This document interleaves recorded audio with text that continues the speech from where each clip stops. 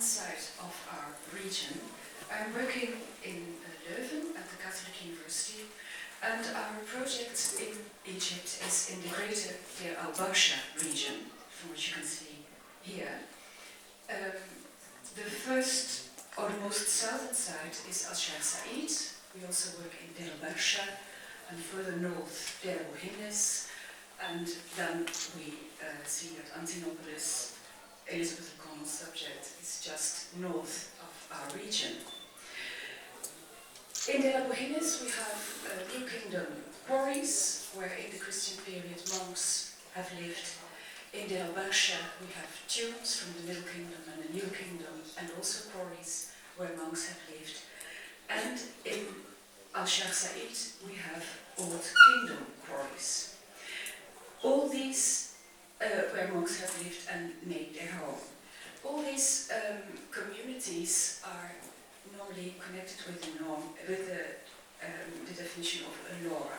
Monks lived alone in the dwelling or in the company of a disciple, a novice. And most of them met once a week for mass, a meal, and everything that had to be discussed. Paths connected the living quarters and went to the communal center or a church or practical provisions like a bakery or a kitchen. For this region on the East Bank, there is hardly any literary evidence. We have no ostraca, we have no documentary papyri. Not yet, we still hope. There is, however, abundant archaeological evidence for monastic life in this region. It was a very attractive region for monastic life. It was an arid and deserted area, but not too far from the inhabited world. Water and supplies could be brought in. There is no water in the hills at all. And the products, the handicrafts the monks made could easily be traded. And of course, there was a possibility for visitors. When looking at this region on the East Bank, it is clear that, first of all, when there were no tombs or quarries, there are no traces of late settlements. Secondly, in settling in this area, in reusing existing spaces, people met with a number of limitations.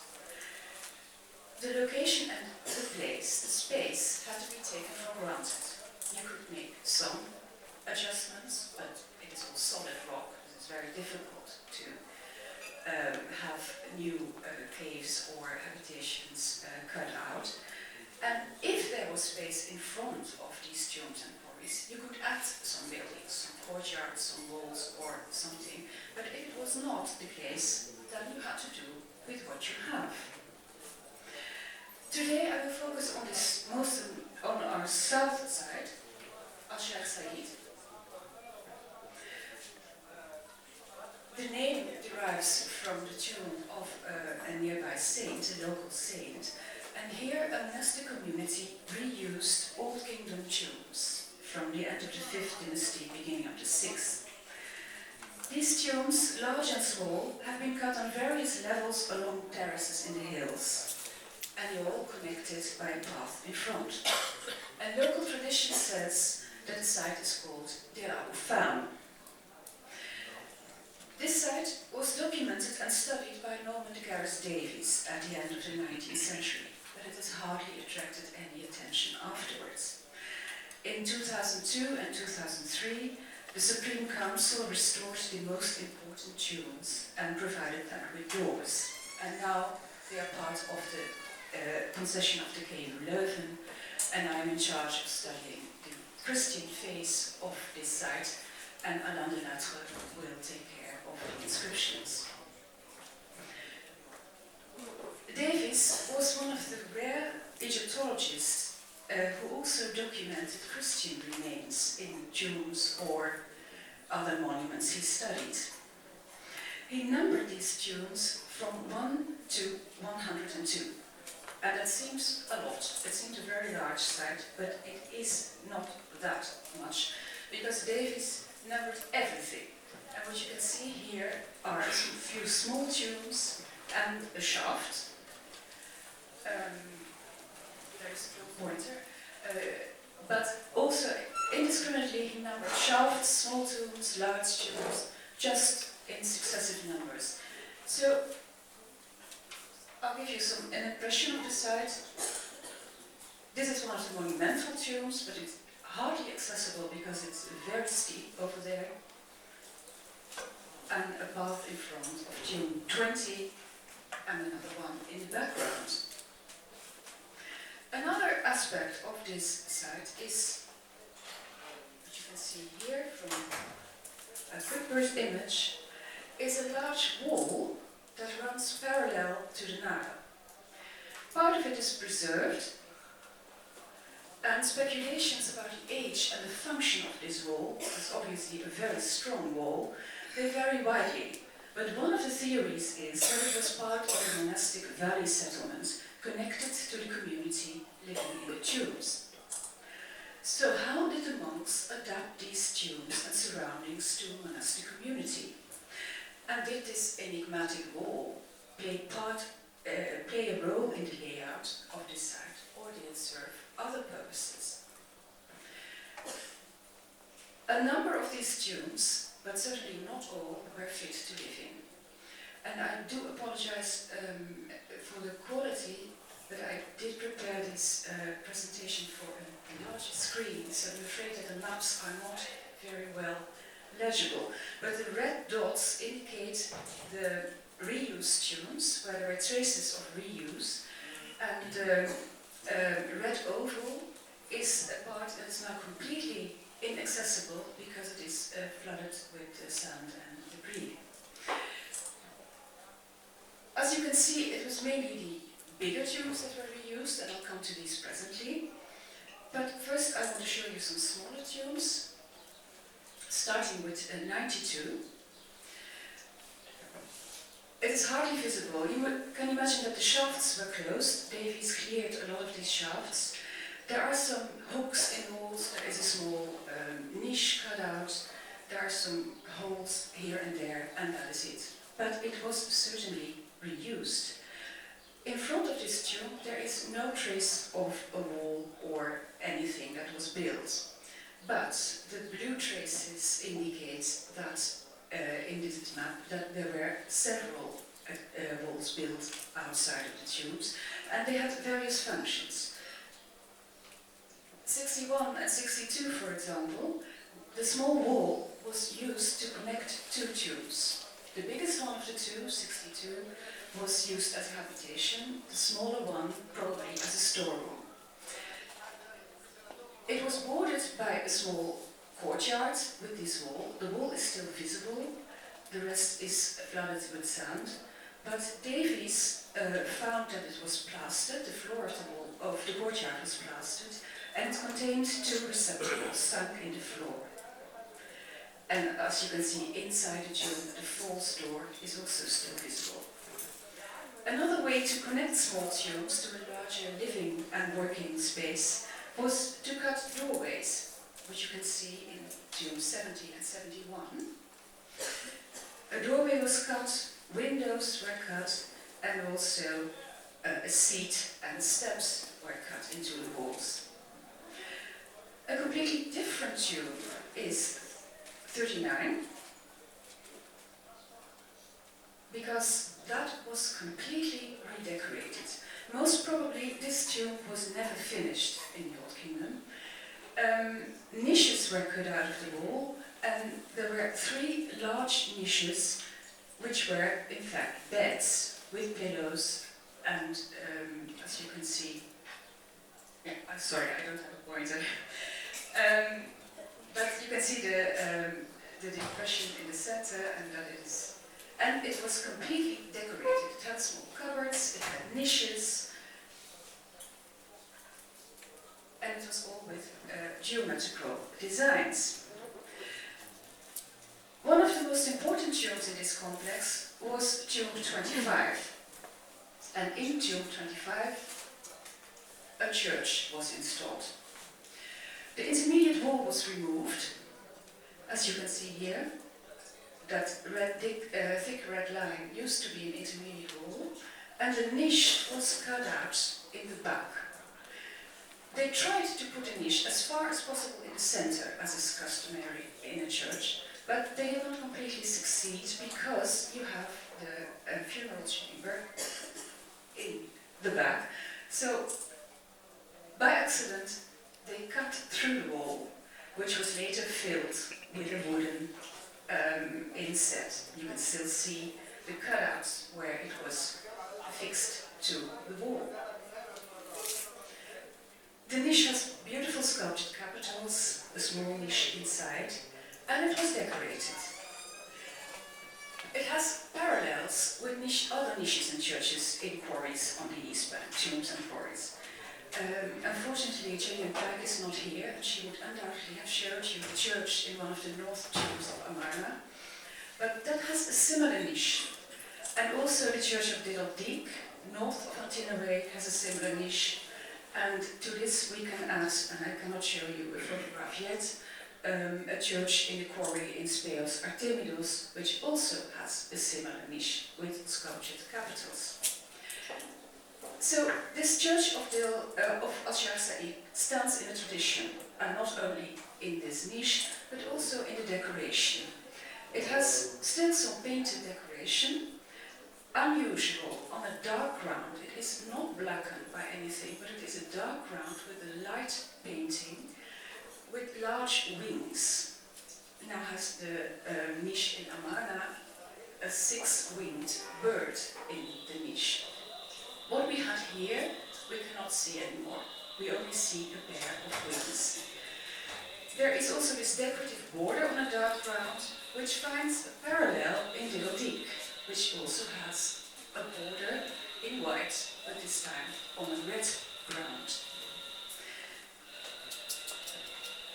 In the church itself, it is all very faint traces, but what Davies found were the remains of an equestrian saint, a saint on horseback. And probably this is where the name de Aboufan comes from, but it could have been for Gamon, but that is still speculation. There is no evidence at all that that was the case. There is on the south wall an Ankh cross. The drawings are by Davies, and the photographs is what remains nowadays. And a unicorn with the inscription. Approximately 8 meters in front of this church, there was a small mud brick building. Davies excavated it, and he found that it contained several chambers and a staircase. At the moment, there is hardly anything left of this mud brick structure, but it is clear that much more building had been going on this plateau. And the traces continue to the north, in front of the next tomb, 24. Larger mud brick structures can be seen at a lower level, just next to the church. Here you have the mud brick building again. You take the path down, and you see in the left this round structure, which is rock, with a number of tombs in it that have been reused. There is even one that has engraved crosses on either side of the entrance. They're very small, so what they're used for is not clear. But in front of this large tomb complex is an enormous mud brick structure, or various mud brick structures. And there are really beautiful pieces of wall left. The tombs preserve very few inscriptions, and those found mention mainly the names of monks. So we have in fact 4 tombs with inscriptions. Tomb number 6, the first on the left, has a list of monks in 19. The second one, there is, according to Davies, an inscription, but we haven't found it. And in the church itself, we have a list of monks. And in 39, that is the most interesting one because it contains a date. Fortunately damaged, it might be the 8th or it might be the 12th century. Further dates for this community at Shar Said also vary. Davies found fragments of glass and ceramics near tombs 61-62, the ones with the walled courtyard, and Petrie dated these to the 4th century. The themes painted in a church have been known since the 4th, 5th century. Ceramics studied by Michael Jones from this site point to the 5th to the 7th century. And we have this inscription that at the earliest dates to the 8th century. So it is much more research is needed at this point, but we can say that this community was in use at least from the 5th till the 8th century, around that time. So we have some preliminary conclusions for this. All large tombs were reused. Some of the smaller ones were knocked through or connected by a courtyard to be reused as one larger dwelling. And although other tombs, large tombs, were at least as spacious as tomb 25, the latter was chosen here as a church, most probably because it was the center of the community, literally, and because there was space in front for building activities. Other parts of the terrace are very narrow and often very steep, so that is impossible. Up till now, it was not possible to identify workshops or rooms with specific functions, and the mud brick structures in the neighborhood of tombs 29-33, they require further study, and we still don't know yet if they indeed belonged to this phase of habitation of the tombs. Moreover, they lived quite closely together, owing to the nature of their chosen cells. They have been cut on terraces, you couldn't move it, so there must have been some sort of living together. They were not isolated tombs, you could not live completely on your own. The church and building in front also points to some sort of organization. It was definitely a monastic settlement, because in a number of places we doubt if the settlement was really monastic, because we have no explicit traces of monastic life. But here we have the inscriptions, it was definitely monastic.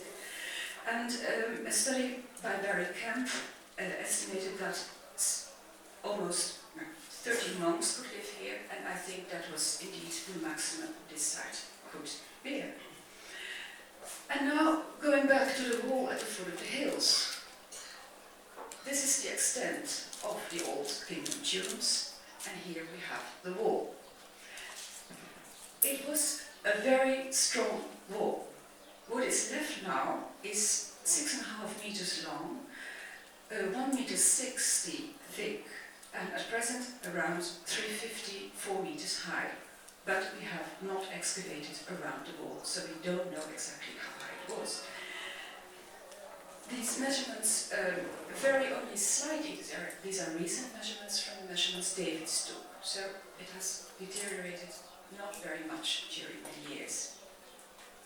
Speculations about the age and the function of this wall vary very widely. Edmé François Jomard, who was part of Napoleon's group of scholars who contributed to the Description de l'Égypte, saw it as a surrounding wall of an ancient city that was flooded by the Nile. Sir John Gardner Wilkinson noted in his journal of 1855, and I quote, "A long crude brick wall, enclosing perhaps the burying ground, for below the tombs in the rocks are these of crude brick for poorer people," unquote.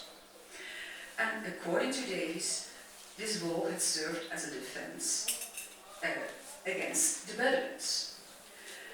Kemp writes that the method of building the wall might indicate a late Roman period, and he proposes the remains of the outer wall of a monastic complex, the buildings destroyed by the meandering of the course of the Nile.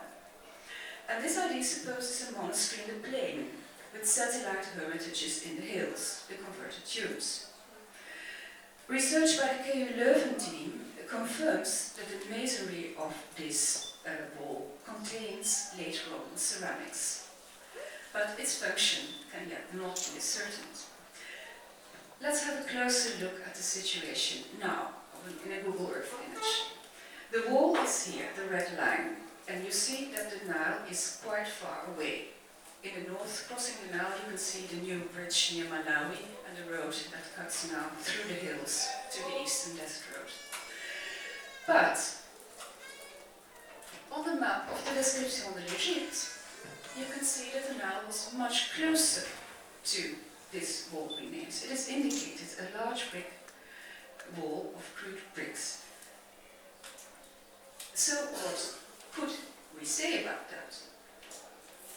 If it was a protective wall from the east, how would you protect a settlement? Then the wall would be more in the east.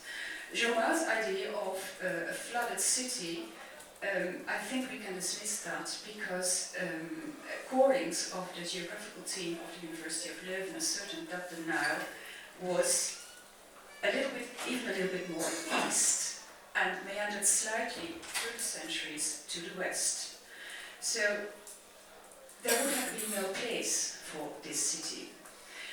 A settlement to the west of the wall, it has the same problem. The Nile would have been there. A settlement to the east of the wall is also problematic. We have no settlement traces yet. The Nile would have been close by. The mud brick we found is only higher in front of the tombs. And would that then be Wilkinson's cemetery we found? Or, if it was Wilkinson's cemetery, the cemetery would probably date from a much later time than the tombs. Was it a Christian cemetery? Or was it a mud brick structure that belonged to the layout of the monastery? Was it, in fact, a monastic wall surrounding a garden? It is a very, very heavy wall for that. And it is about, as the crow flies, 250 meters from the start of the first tombs. Research will continue in the coming fieldwork season, when, among other things, samples of the mud brick will be taken and analysed. And we will continue our research in this area to see if we can really find more settlement traces. But for now, we can say that it was a small settlement without any spectacular finds. It fits in a number of settlements on the east bank in tombs and quarries. But it is a good case study, because it is small, of how a monastic community made its home in a tomb complex. Thank you.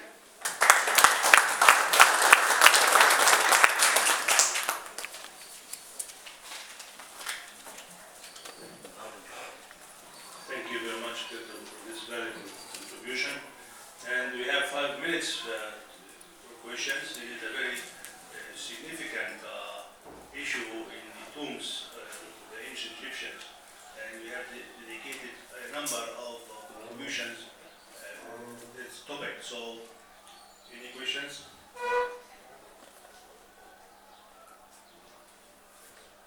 Just to say, it is lovely photos and a very good lecture. And very lovely photos. Extraordinary. So thank you, Gertrud. Thank you.